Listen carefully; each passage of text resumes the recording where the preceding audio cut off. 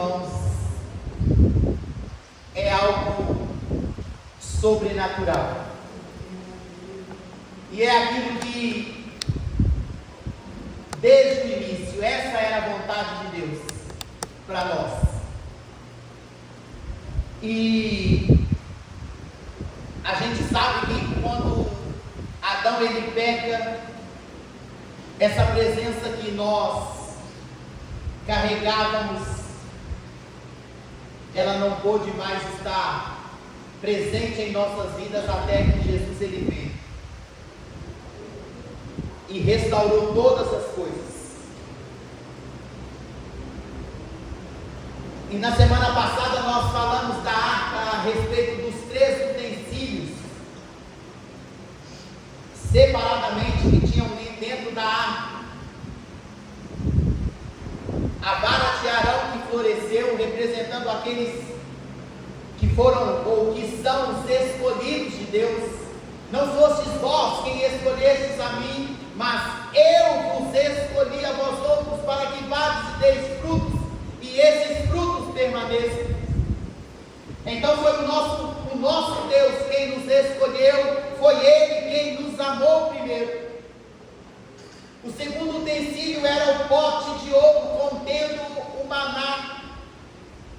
O maná, a primeira vez que os hebreus eles viram lá no deserto, eles disseram: o que é isso? A Bíblia descreve ele como sendo ali um pãozinho branco, doce como mel, que deveria ser colhido a porção diária. O único dia que se era permitido guardar dele para o dia seguinte era na sexta, na véspera do Shabat, porque o sábado era o dia do descanso. E ainda hoje é o nosso dia de descanso. Qual que é o nosso dia de descanso? É um dia, nós precisamos descansar, um dia. Seja no domingo, seja na segunda, seja no sábado, nós precisamos descansar, irmãos. Nós precisamos descansar. Amém. Representando ali a provisão de Deus.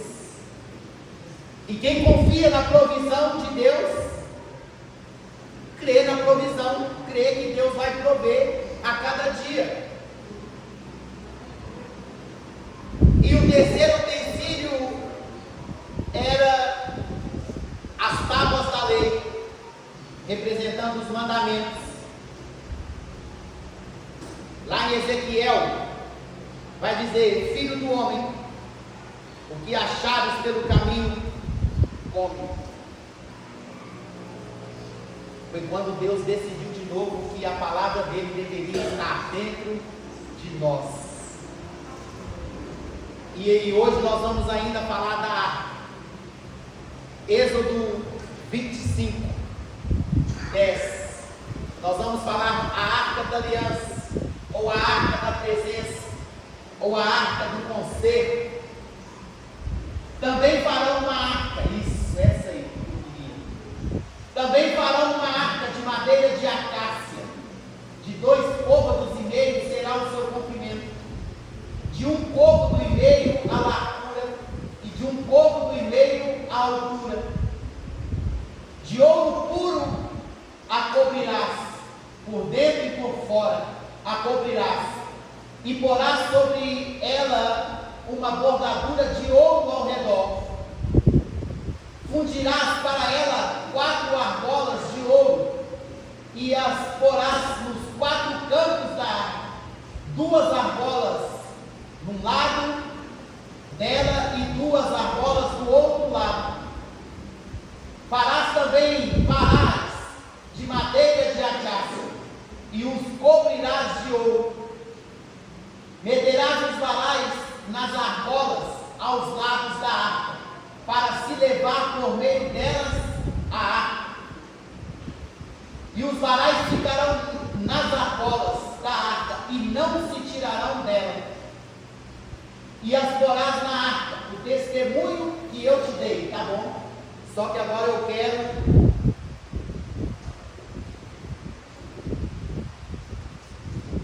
o propiciatório.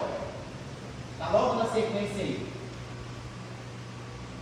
Vai ele passando. Farás também o propiciatório, ou seja, a tampa da arca. Farás também um propiciatório de ouro puro, de 2 côvados e meio, será o seu comprimento e a largura de 1 côvado e meio. Se você viu ali, é as mesmas medidas lá da arca. Farás 2 querubins de ouro batido, os farás em 2 extremidades do propiciatório. Um querubim na extremidade de uma parte e o outro na extremidade da outra parte. De uma só peça farás com o propiciatório. Fareis os querubins nas 2 extremidades deles. Aí, até aqui. Farás também uma arca de madeira de acácia. Madeira de acácia, por quê? A madeira de acácia. E olha que Deus, ele deu todas as medidas, e Deus disse assim: Moisés, eu quero que você faça tudo conforme o modelo. Por que o modelo? Porque lá no céu também tinha isso representado lá. Porque quando Jesus, ou o Cristo, lá na cruz do Calvário, ele pega do seu sangue, lembra lá de Maria Madalena, quando no domingo pela manhã, que ela vai ao sepulcro, e ela encontra lá o que ela considerava ser o jardineiro, e ela diz: ei, jardineiro! Até que Jesus, ele se revela para ela e diz: Maria! E ela diz: Rabone! Ele fala: não me toques, porque eu ainda não subi para o Pai. Ou seja, ele ainda não havia feito a expiação pelos pecados. Ela lá no altar do incenso, e ele pega do sangue, ó, e passa nas 4 pontas do altar. E se nós estamos aqui hoje, é porque esse sacrifício, ele foi aceito. Então, Deus estava dizendo: olha, Arão, Moisés, eu quero que se faça com a madeira de acácia, e cubra tudo de ouro puro. E quero dizer mais, não pode haver emendas. Madeira de acácia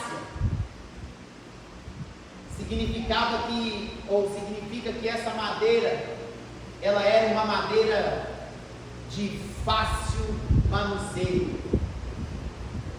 Ela era uma madeira que aceitava ser ali lapidada. E vou dizer mais, uma madeira que aceitava ser revestida. Porque tem madeira que não aceita. Tem madeira que não aceita. E ela precisava de ser revestida. Lembra lá de Lucas 24? Ficai em Jerusalém, até que do alto sejais revestidos. Sem o revestimento, a madeira de acácia, vamos dizer que ela representa um tipo de cristão, ou um tipo de pessoa, né, que ela ali aceita ser trabalhada, ela aceita, por mais doloroso que seja o processo, ela suporta. Né, tem pessoas que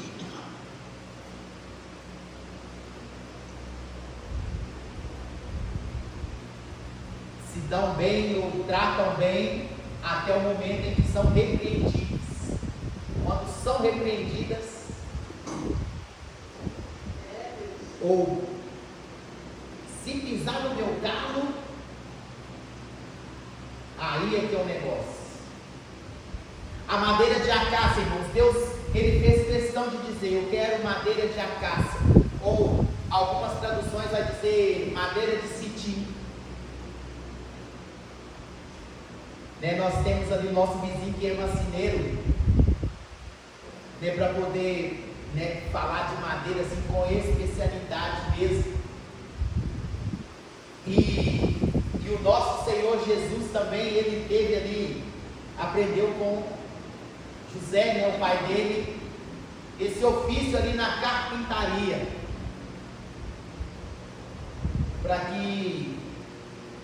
porque ele já sabia, pau que nasce torto, Jesus endireita. Jesus era carpinteiro, era por isso, irmão. E aí eles querem dizer, pau que nasce torto, Jesus era carpinteiro. Jesus era carpinteiro, e aí, para poder jogar isso já por terra de cara. Então, na presença dele, carregando a presença dele, a gente até vem todo cheio de carrapicho, vem todo cheio de todas as mazelas, todas aquelas coisas ruins que a gente vivia no nosso passado, a gente chega aqui com elas. A gente deve vir sim como a gente está, mas o que não pode acontecer é a gente permanecer, porque quando a gente carrega a presença dele, não tem como ficar da mesma forma, porque a presença dele, ela vai nos moldando, a presença dele vai aparando as arestas, a presença dele vai ali quebrando as quinas, aquelas quinas, já viu que tem, dependendo a forma que a gente passa a mão na madeira, até corta a mão da gente, de tão afiada que ela é. Por isso ele escolhe a madeira de acácia. Por quê? Porque ela era uma madeira macia, ela era uma madeira que não reclamou do processo. Porque imagina aí você, né, quando aqueles homens pegaram ali a madeira bruta e começaram a trabalhar aquela madeira. E aí, Deus fez questão de dizer: não pode haver emendas. Por que Deus disse isso? Que não pode haver emendas? Porque se tem uma das coisas que o inimigo usa contra a igreja, irmãos, é a divisão. Quando ele quer afetar alguma área na igreja, ou ele quer afetar alguma igreja, são três coisas. Ele vai tentar causar a divisão, porque a Bíblia vai dizer que um reino dividido ele não subsiste. Ele vai querer implantar também um engano, e nós falamos disso semana passada também. E ele vai também infiltrar no meio a prostituição. Essas três coisas é que ele mais usa: a divisão, o engano e a prostituição. Lembra de Balaão? Quando Balaque contratou ele para amaldiçoar o povo, ele disse: olha, eu não posso amaldiçoar esse povo. E todas as vezes que eu abri a minha boca para amaldiçoar, eu tive que abençoar. Mas uma coisa se pode fazer contra eles, uma coisa. E aí Balaão aconselha Balaque a infiltrar prostitutas no meio, para fazer o povo pecar, para que houvesse a divisão no meio do povo, para que houvesse um engano no meio do povo. Então, Deus estava dizendo, sem emendas, sem emendas. E aí ele diz também, olha, eu quero que se faça, e nós falamos aqui, também da arca, que ela representa o ministério terreno de Jesus. Lembra lá dos 4 rostos de Ezequiel? Agora dia 15, né, a nossa igreja completa aí 73 anos, agora dia 15, agora dia 15 de novembro, os 4 rostos de Ezequiel, o rosto de homem, o rosto de leão, o rosto de boi e o rosto de águia. Os 4 evangelhos, né? Mateus, Marcos, Lucas e João. Mateus, ele vai apresentar Jesus como rei. Marcos vai apresentar Jesus como servo. Lucas vai apresentar Jesus como filho do homem. E João vai apresentar Jesus como filho de Deus. Rosto de homem, rosto de leão, rosto de boi e rosto de águia. E isso tudo estava tipificado na Arca da Aliança. A parte menor aqui, representando o ministério terreno, a salvação. Esse outro maior aqui, o batismo com o Espírito Santo. Esse outro aqui, a cura. E esse outro lado aqui, a volta. Aqui, ó, tem até a arca aqui. Né? Essa daqui ficou um pouquinho. Coloca lá, aquela nossa ali, o desenho. Não sei se dá para vocês perceberem aqui, ó, mas elas tocam aqui, ó. Une-se uma à outra. E Deus fez questão de dizer, sem emendas. Então aqui, ó, representava Lucas, filho do homem, ministério terreno. Aqui representava João, o batizador com o Espírito Santo. Aqui Marcos, a cura. E o outro aqui, Mateus, o rei que há de vir. E ele disse, olha, isso tudo precisa de ser sem emendas. E os querubins, eles tocam. E como eu disse hoje pela manhã, isso aqui também nos representa as duas naturezas do homem, a humana e a divina. Porque quando nós estamos de joelhos, nós conseguimos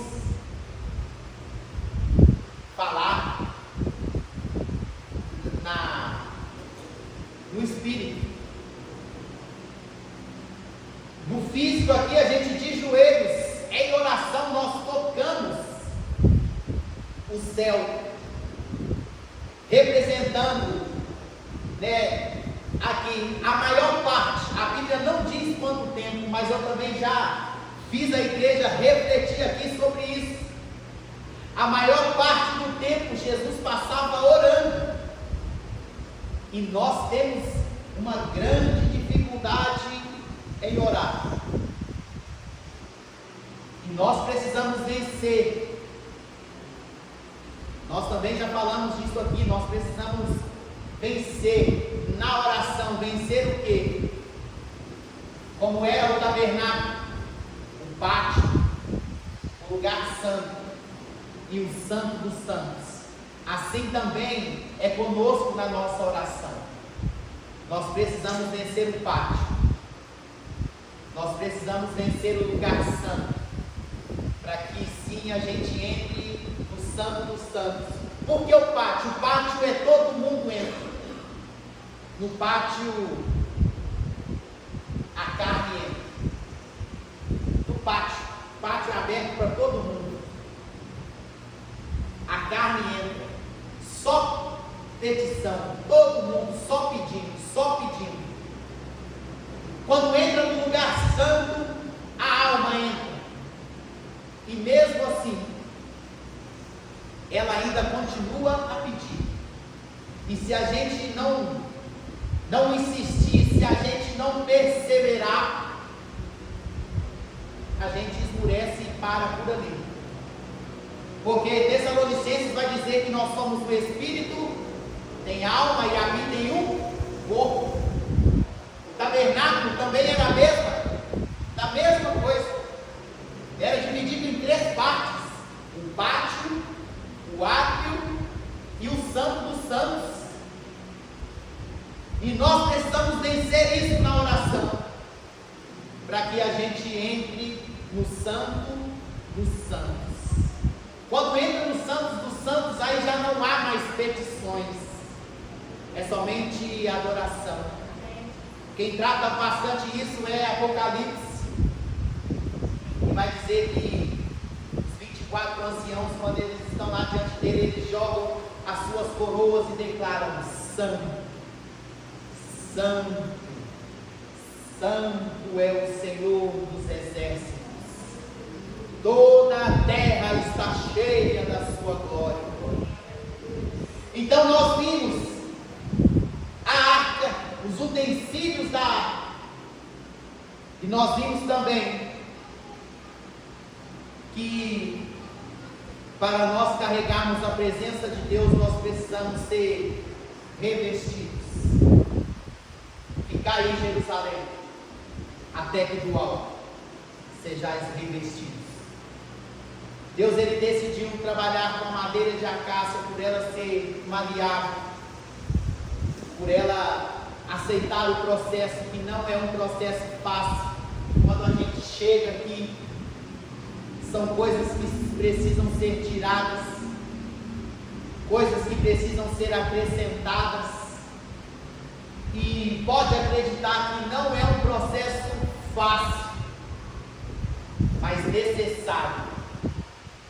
E aí Deus diz: mas para estar pronto para levar a minha presença, precisa também aceitar o revestimento.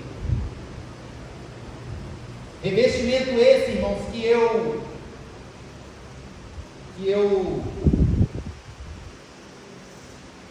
tenho até dito algumas vezes, que Jesus, ele disse assim: eu sou a porta.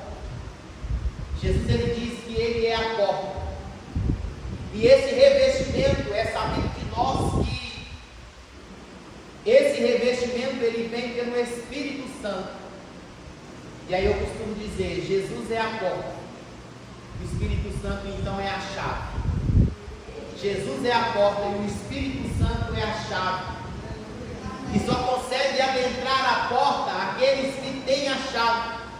Por isso ele disse assim: Pedro, dar-te-ei as chaves do céu. Jesus, ele disse para Pedro que iria dar para ele a chave. Que chave era essa? Era a chave do Espírito. Era o Espírito Santo que Jesus falava com ele. Então é isso, para nós podermos carregar a presença de Deus.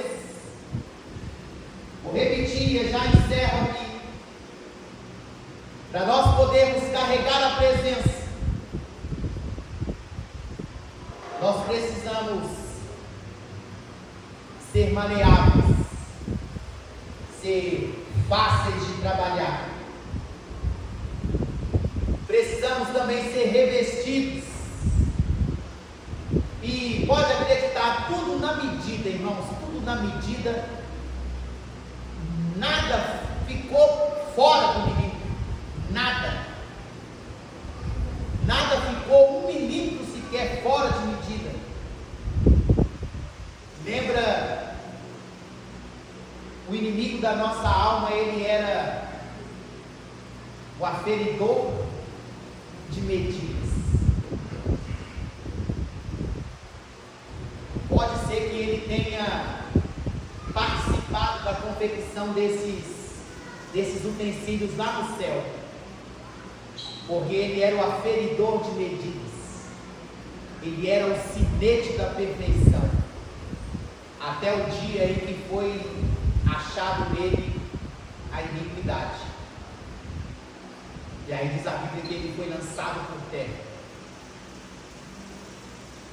para que nós possamos carregar a presença de Deus, a provisão de Deus,